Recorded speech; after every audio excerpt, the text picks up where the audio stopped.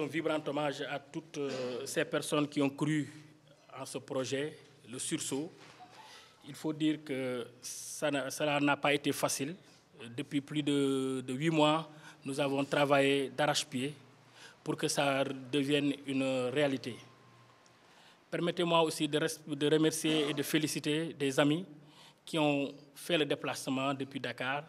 Je veux nommer le président de l'Association internationale de la presse sportive, section Afrique, M. Abdoulaye Thiam. Par ailleurs, président de l'Association nationale de la presse sportive du Sénégal. Un ami de longue date qui a toujours été là. Remercier aussi M. Mbaye Sène, l'international directeur général des sports, qui ne cesse de ménager aucun effort pour qu'aujourd'hui qu'on puisse être là face à vous pour donner notre impression par rapport à cette élection. Remercier mon grand frère de valeur Morphal, qui aussi est toujours à mes côtés. Donc aujourd'hui, moi je l'ai dit et je le répète, entre M. Irama Djiba et moi, il ne doit pas y avoir d'animosité. Je l'ai toujours considéré comme un père, parce que je lui ai dit dans l'intimité de son salon que vous avez connu les affres du métier d'ouvrier à la Sonacos aux côtés de mon père.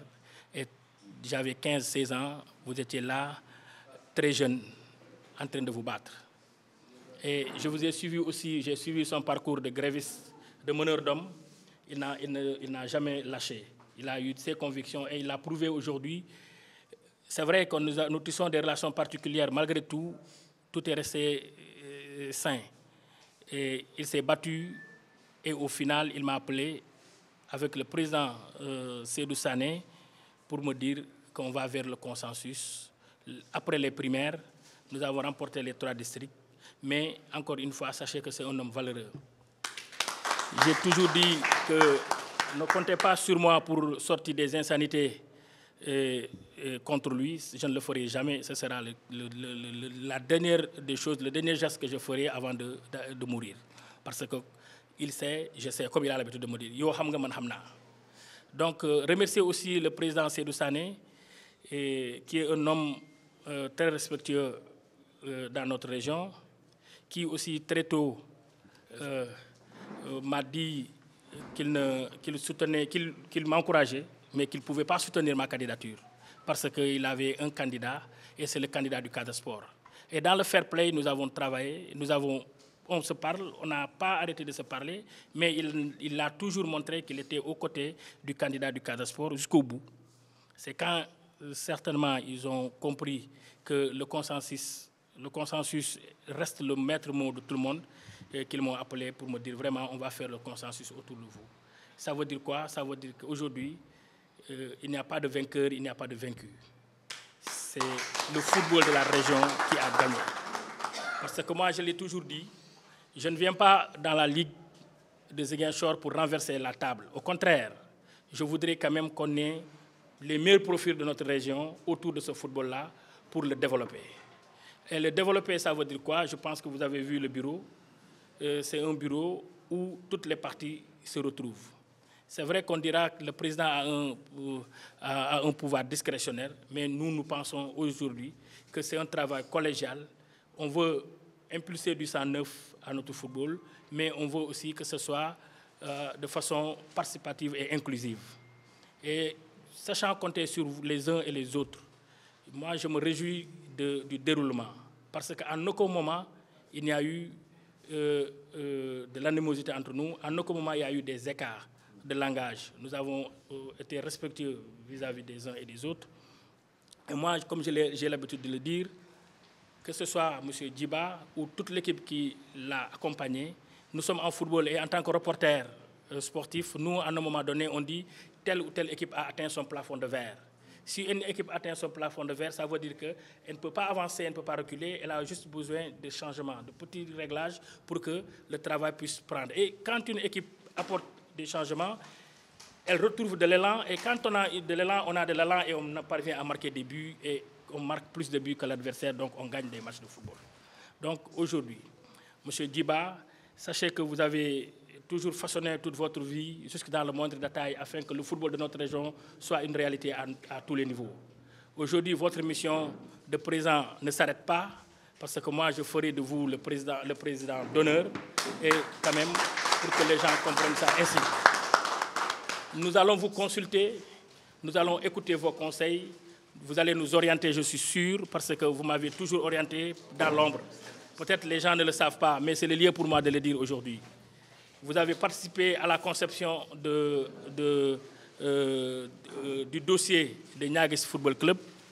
Aujourd'hui, vous m'avez permis de venir aussi montrer notre capacité. Et encore une fois, merci infiniment. Moi, je ne vous oublierai pas. Et comme je l'ai dit, je vais m'appuyer sur vous. Je vais m'appuyer sur tous les fils de la région pour que le football de Ziguinchor puisse aller de l'avant. Et nous ne venons pas en tant qu'un messie. Nous avons des idées. Nous avons porté le projet Le Sursaut.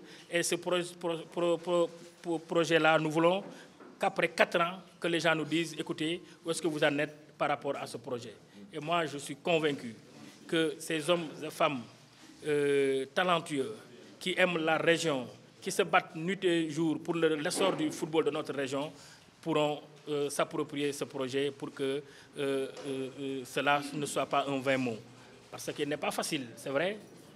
Nous venons de terminer les élections, mais ça ne s'arrête pas là. Il y a un élan national.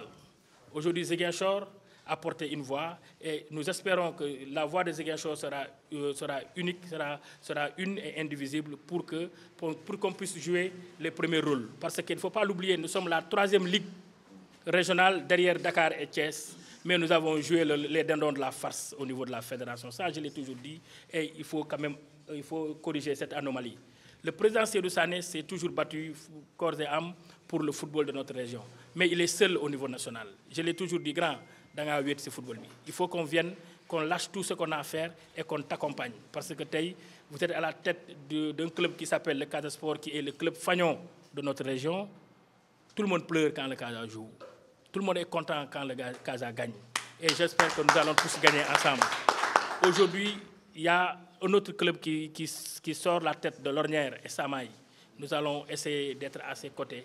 Nous allons essayer d'être aux côtés des clubs de National 1, au club de National 2 et au club de la Ligue régionale, parce que nous avons vécu l'une des plus belles finales, je pense, du magistère de l'équipe sortante à Karchak, où Santhiaba FC et Badiana, dans un style différent, se sont disputés. Finalement, Badiana, sur un coup de dé, a gagné parce que c'est à la série de tirs au but.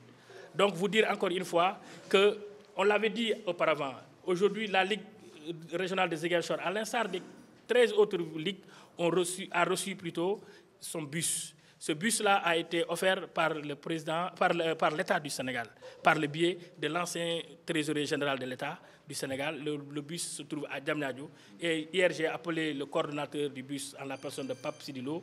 Il m'a dit, après l'installation, vous pouvez venir. Donc, avec les équipes, nous allons se rendre à Dakar, peut-être en fin de saison, on va choisir le bus de Ziguinchor, de la Ligue régionale de Ziguinchor, on va le brander et on va l'acheminer à bon port pour que le football soit une réalité à tous les niveaux. Sur ce, je vous remercie sincèrement.